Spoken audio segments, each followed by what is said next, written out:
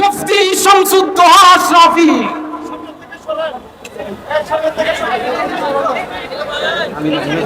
السلام عليكم ورحمة الله وبركاته.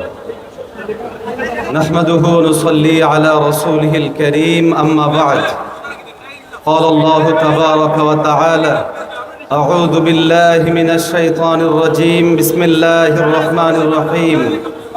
لقد كان لكم في رسول الله أسوة حسنة.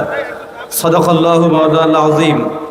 জাতীয় উলামা শাইখ আইম্মা পরিষদ কুমিল্লা জেলা উত্তর ও মহানগরের উদ্যোগে আয়োজিত আজকের এই শানে রিসালাত সম্মেলনে উপস্থিত শ্রদ্ধাভাজন সম্মানিত প্রধান অতিথি, সম্মানিত সভাপতি, সম্মানিত উলামায়ে কেরাম, আমার সামনে উপবিষ্ট সম্মানিত শ্রোতামণ্ডলী, সময় অনেক কম, দীর্ঘ বক্তব্য কিংবা কথা বলার সুযোগ নেই, শুধু ছোট্ট এতটুকু কথা বলি। রাসূলুল্লাহ সাল্লাল্লাহু আলাইহি ওয়াসাল্লাম সর্বশেষ ও সর্বশ্রেষ্ঠ নবী। নবীজি সাল্লাল্লাহু আলাইহি ওয়াসাল্লাম আমাদের জন্য আদর্শ মহামানব। একজন মানুষ তার জীবনের ব্যক্তিগত, পারিবারিক, সামাজিক, রাষ্ট্রীয় এবং আন্তর্জাতিক যতগুলো সেক্টর আছে সর্বত্রই রাসূলুল্লাহ সাল্লাল্লাহু আলাইহি ওয়াসাল্লামের মাঝে আল্লাহ রব্বুল আলামিন এমন মহান আদর্শ রেখেছিলেন যে পৃথিবীর যেই কোনো মানুষ যেই কোনো জায়গা থেকে আমাদের নবী সাল্লাল্লাহু আলাইহি ওয়াসাল্লামকে যদি অনুসরণ করতে চায়, যদি সে তার ব্যক্তি গঠনে অনুসরণ করতে চায়, আল্লাহ আমাদের নবীজির মাঝে সে আদর্শ রেখে দিয়েছেন। কেউ যদি তার পরিবার পরিচালনায় আদর্শ খোঁজে, রাসূলুল্লাহ সাল্লাল্লাহু আলাইহি ওয়াসাল্লামের মাঝে তার জন্য আদর্শ আছে। কেউ যদি রাষ্ট্র পরিচালনায় আদর্শ খুঁজতে চায়, রাসূলুল্লাহ সাল্লাল্লাহু আলাইহি ওয়াসাল্লামের মাঝে তার জন্য আদর্শ রয়েছে। কিন্তু অত্যন্ত দুর্ভাগ্যজনক বিষয়, দীর্ঘ মেয়াদে শত বছর ধরে পশ্চিমা সভ্যতা আমাদের মাথায়, আমাদের মেজাজে, আমাদের অভ্যন্তরে এই জিনিসকে ধীরে ধীরে প্রতিষ্ঠিত করতে চেয়েছে মুহাম্মাদুর রাসূলুল্লাহ শুধুমাত্র তোমাদের ধর্মীয় গুরু, মুহাম্মাদুর রাসূলুল্লাহর কথাবার্তা শুধুমাত্র মসজিদের মধ্যে চলবে, ইসলাম শুধুমাত্র মসজিদের মধ্যে চলবে। পয়গম্বর আলাইহিস সালাতু ওয়াস সালামকে এই খণ্ডিত ও আংশিক উপস্থাপন করার কারণে গোটা পৃথিবীর মিল্লাতে মুসলিমা নবী মুহাম্মাদুর রাসূলুল্লাহকে জীবন দিয়ে ভালোবেসে ব্যক্তিগত জীবনে নবীজির আদর্শ বাস্তবায়নকে যতটা গুরুত্ব দেয়, অথবা এর চেয়ে একটু আগ বেড়ে পারিবারিক জীবনে নবী মুহাম্মাদুর রাসূলুল্লাহর আদর্শ বাস্তবায়নে যতটা গুরুত্ব দেয়, নামাজে যতটা গুরুত্ব দেয়, রোজায় যতটা গুরুত্ব দেয়, হজে যতটা গুরুত্ব দেয়, রাষ্ট্র পরিচালনায়, সমাজ পরিচালনায়, বিচার ব্যবস্থায় আল্লাহর নবীর সেই আদর্শকে বাস্তবায়ন করতে চায় না, দিতে চায় না।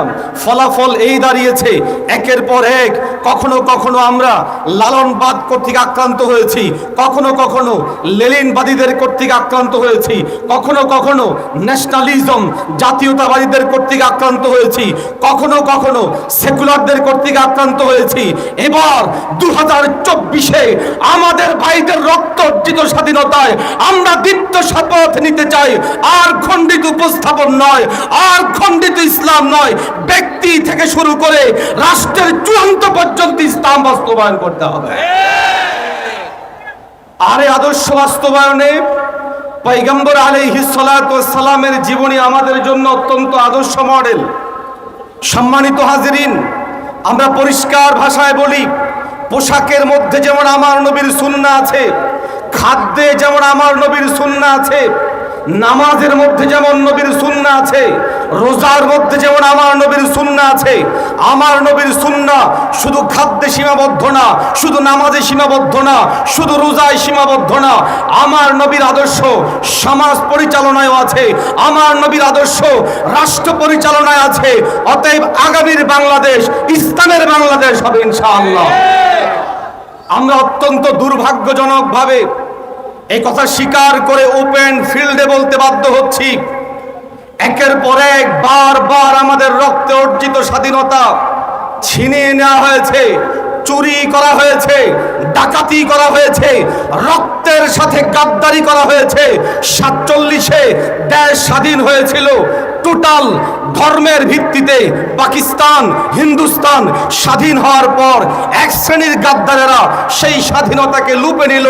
আমরা আমাদের সেই স্বাধীনতার ফল ভোগ করতে পারিনি। 1971-এ আবারও দেশ স্বাধীন হলো পশ্চিম পাকিস্তান থেকে। সবুজ শ্যামল একটি রাষ্ট্র আমরা পেলাম, কিন্তু দুর্ভাগ্য 71 সালে আবার আরেকটি ডাকাতদের হাতে আমার রাষ্ট্র গেল। ফলে 72-এর সংবিধান রচনা করার মাধ্যমে মুহাম্মদুর রাসূলুল্লাহকে মাইনাস করা হলো, ইসলামকে মাইনাস করা হলো, মুজিববাদ প্রতিষ্ঠা করা হলো, সেকুলার প্রতিষ্ঠা করা হলো। 2024 আবার দেশ স্বাধীন হলো। আমরা এখন দেখছি ফরহাদ মজহারের নেতৃত্বে কতিপয় লোকেরা লেনিনবাদ প্রতিষ্ঠার চেষ্টা করে। এখানে আমাদের সমন্বয়করা আছে, গোটা দেশে সমন্বয়করা আছে, তাওহীদি জনতা আছে। ঢাকার শাহবাগে যেটা ছিল আন্দোলনের মূল কেন্দ্রবিন্দু, সেখানে যিনি বীর বিক্রমে তার হাজার হাজার সৈন্যবাহিনীদেরকে নিয়ে, মুজাহিদদেরকে নিয়ে, মুরিদদেরকে নিয়ে একতাবদ্ধ হয়ে সেই দিন সংগ্রাম করেছিলেন নায়েব আমিরুল মুজাহিদিন মুফতি সৈয়দ মোহাম্মদ ফয়জুল করিম। আমাদের সংগঠনের 20-এর অধিক সদস্য নিহত হয়েছে, শত শত ভাইয়েরা আহত হয়েছে। 2024-এর এই স্বাধীনতাকে ফরহাদ মজহারদের নেতৃত্বে যদি লালনবাগ প্রতিষ্ঠা করা হয়, তাহলে আবার একটি যুদ্ধ হবে। আর আগামী 26